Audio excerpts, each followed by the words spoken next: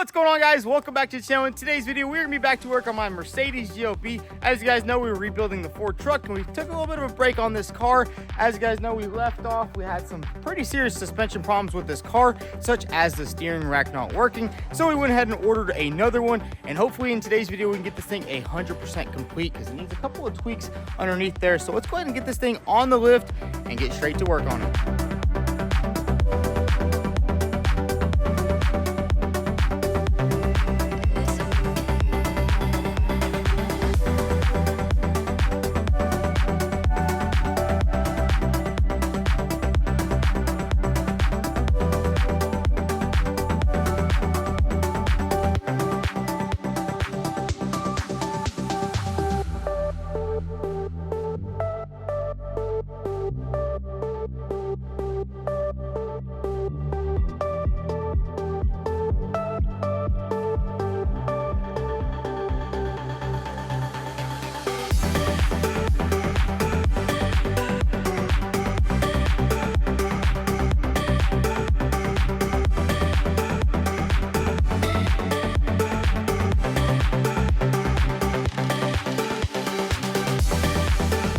So guys, we got this thing on the lift and I was just taking a look and seeing how hard it would be to swap out the steering rack, and it turns out you'd have to drop the entire subframe. And look what I found under here. It turns out this steering rack is just unplugged, which is pretty weird. Either it got unplugged whenever it got in an accident or somebody unplugged it. It makes no sense, but we're gonna go ahead and plug this thing back in and see if that fixes our problem. I mean, I did pay like $400 for that steering rack, which I was thinking when I was buying the steering rack, I was like, man, I should put that car on the lift and check it. And usually it never works out. So I bought a new one. Turns out this one is just unplugged. Maybe it just broke. Oh, look, this red plug is a little bit broken. So maybe we have to just zip tie it in place, but hopefully that fixes it, because that right there would be a pain to take all this stuff apart and replace the steering rack. And I guess we'll have to just either return the steering rack right here or sell it. I don't know. Let's go ahead and lower it down and see if the steering works. Alrighty guys, so we got the car lowered down. Now let's go ahead and test the steering. Hopefully it fixes the problem. That is gonna save us hundreds of dollars. Let's go ahead and hop up in here. Alright, moment of truth. Look at that right there. That is freaking awesome. Oh my goodness. I thought I was going to have to take the entire subframe off this car. Turns out it was just a little plug.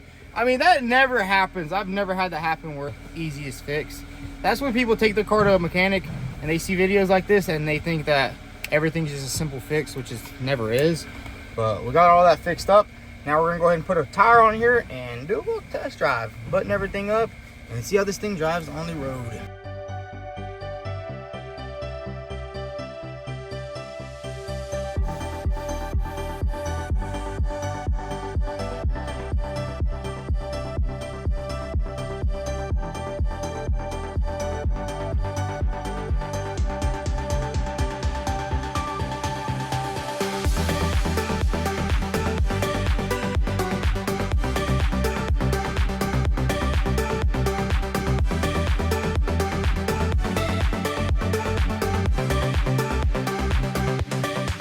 So there it is, guys. We got the Mercedes GLB all back together. In the front, we went ahead and put the wheel on and the new fender liners, and this thing turned out absolutely amazing. We also had to replace both rear control arms on the car. I'm guessing that was probably from either the accident or the loader at the auction, because usually that happens. And we went ahead and test drove it. Everything looks pretty good. It drives really good, and I'm super happy with the way it turned out. Now, a lot of people were wondering, how much did we actually pay for this car, and is it worth it? And I'm gonna say it is worth it. We bought this car off the auction. The winning bid was $11,000 even. Everything added up pretty quickly. We also had a lot of airbags blown inside, and all of the parts together turned out to be $3,200. So this car basically costed me $15,000, which is a pretty good deal, because if you look online, these things are worth around $25,000 to $30,000. Kind of just depends on what year and what spec. This one's decently spec'd, and I think this one's worth probably around 20 grand. So I mean, $5,000 profit for a little bit of work. I'm just super happy about the steering rack. We really didn't have to change it. And then we got our cat right here. He's just chilling. This is my cat from home. He's been pretty good here at the shop. He's just getting used to it. His tail's always up. But check this out. Now that this one is done, we actually have another Mercedes GLB. Now see, this one right here was hit in the front in a front end collision. versus this one was kind of undercarriage. And I want to kind of do like a comparison. What is better, either undercarriage or front end collision? Now this is also a 2022 with 27,000 miles. This isn't my car. This is actually a good friend of mine. And whenever I bought that car, he actually texted me up. He's like, yo, I got a GLB, can you fix it? And I was like, that's kind of funny because I just bought myself one. But basically this one right here is hitting the front. I think insurance already removed all the parts, so there was no parts on the car. And basically there's a little bit of damage right here and right here, and it just kind of just went in right here. And it looks pretty good. Everything's intact. There's a little crack on the transmission pan, but there's no undercarriage damage at all. Everything looks pretty good. It is missing a fender, and that's all the body panels that is missing. And then the coolest thing about this one is inside. This one's a little bit of a higher model. It has 4MATIC, and it also has like the nicer sound system and the better stuff inside. I didn't even know that car didn't really have all these features. I kind of just thought Mercedes, you know, they have all the cool stuff, but it turns out you can option these up pretty quick. But yeah, this one's actually nice because no airbags are blown, seatbelts are all good. And this one I think he won for $12,000, which I don't know. I think this one is the better deal because there's no undercarriage damage. It's kind of just stuff up here. Basically everything I have to replace on that one, you have to replace on this one, and adding a couple of parts such as the bumper, and I think one headlight and a fender. But this one's also all-wheel drive, so a little bit higher spec, worth a little bit more, also less miles. But I think in the end they'll be decently comparable. What I like about front end collision is you kind of know everything that's wrong. You know, you don't see anything crazy going on here. On that car, where you're gonna have to just drive it and see down the road what happens, because sometimes, you know, you have a little creak in the back or a creak in the front, and you can't really see that the first day or the first time you drive it. Undercarriage, you know, it kind of, maybe wheel bearing there, wheel bearing there, you know, stuff like that. This right here, you kind of know where all the damage is. And the fact that the airbags didn't blow means the damage isn't too bad. I mean, that's all it is right there in the front of the hood, which we are going to be saving that hood, because what I realized about working on Mercedes is these parts are absolutely insane. A fender for one of these cars right here is $1,000 at the dealership, and like comparable to a M4, the fender's like $400 for a fender, and on a base model GLB it's $1,000, which is pretty crazy. The hood's like $1,800, which, I mean, a truck hood ain't even that expensive. I don't know why Mercedes parts are super expensive. It's kind of just amazes me, and I'll never be buying one of these or working on another Mercedes again. But anyways, let's go ahead and get this thing inside, get it lifted in the air, and we do have a lot of parts, and we're gonna go ahead and start rebuilding this thing.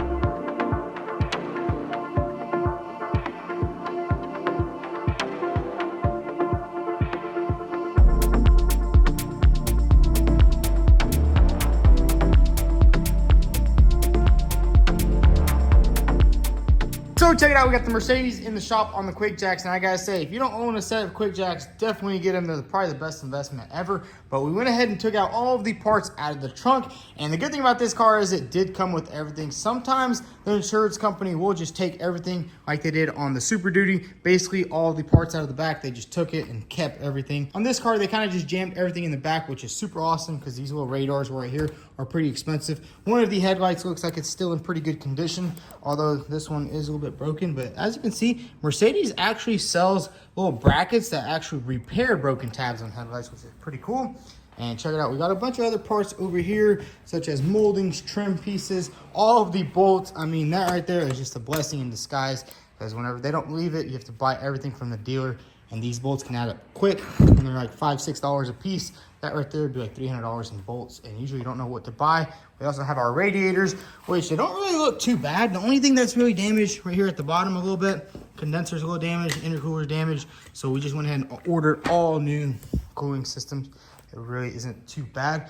But anyways, we're gonna go ahead and start working on this car. We actually have a lot of parts over there in the back, so let's go ahead and grab those all out. I think we have the radiator, condenser, rebar, pretty much everything to put this front end together. The only thing we don't have right now is the transmission oil pan, which we had to order from the dealer. I'm guessing it just kind of got cracked right here lightly. So we got that order to be here tomorrow. But what we can do right now is kind of just start piecing everything together, put the front radiator support on, put the rebar on, kind of just see how everything goes together on this car. Let's just get straight to it.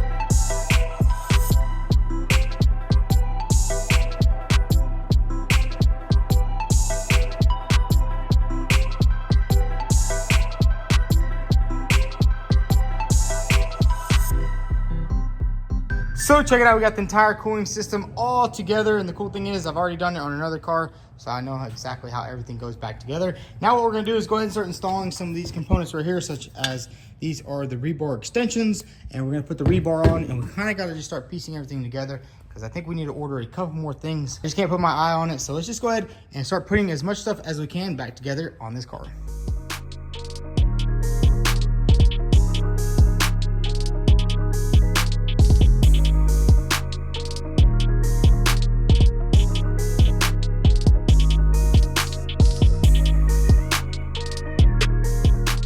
Check it out, we went ahead and started piecing the front end back together. I gotta say, everything is lining up pretty good. We got the rebar on, radiator support. I also went ahead and threw on the hood latch, and we also transferred everything over from the old radiator support onto the new one.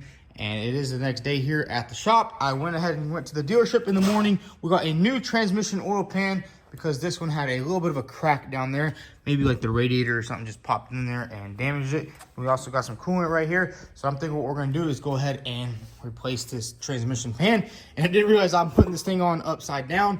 I was looking at a diagram at the dealer, and it turns out that tow hook is supposed to be on this side. So I think we'll just go ahead and remove this and get this oil pan removed, so we can go ahead and start putting the rest of the front end back together.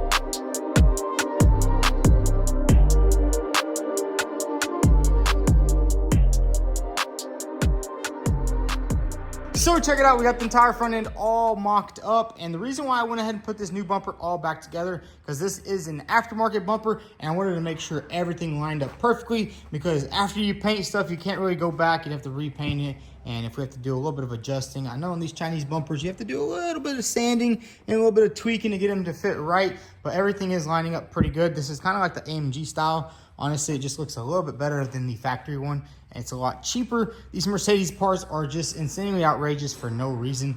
I don't know why. I mean, it's just a Mercedes. Calm down. It's not a McLaren or anything like that. But anyways, we're going to go ahead and get started on trying to fix this hood, because at the dealer, this thing is $1,800, and I think we can actually straighten it out. I mean, it's not too bad. Kind of just bumped it right there, bumped it in right there. We're going to attempt to repair it. As you guys know, we do a lot of aluminum repair here, and we're just gonna hopefully try to save this hood and try to save our client some money. So let's just dive right into it. Let's grab the heat gun and just start dollowing this out.